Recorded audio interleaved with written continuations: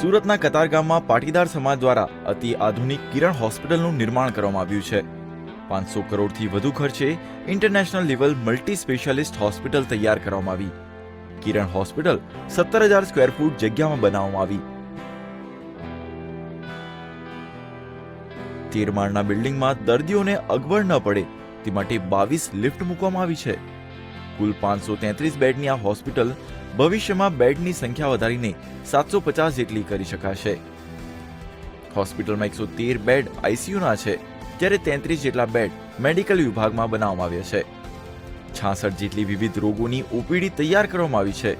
હોસ્પિટલમાં દાંતથી લઈને કેન્સર સુધીના તમામ રોગોનું નિદાન સાથે અદ્યતન સારવાર સગવડ આપવામાં આવશે. હોસ્પિટલમાં દર્દીને ઇન્ફેક્શન ન થાય અને દર્દીને મળવા આવેલા સગા સંબંધીઓ માટે પણ ખાસ વ્યવસ્થા કરવામાં આવી છે. આગામી 17મી એપ્રિલે નરેન્દ્ર મોદીના હસ્તે આ હોસ્પિટલને ખુલ્લી મૂકવામાં આવશે. તો હેલીપેડ ધરાવતી કિરણ હોસ્પિટલ આગામી સમયમાં સુરતની ઓળખ બનીને રહેશે. ટીમ સુરત, દિવ્યભાસ્કર.com.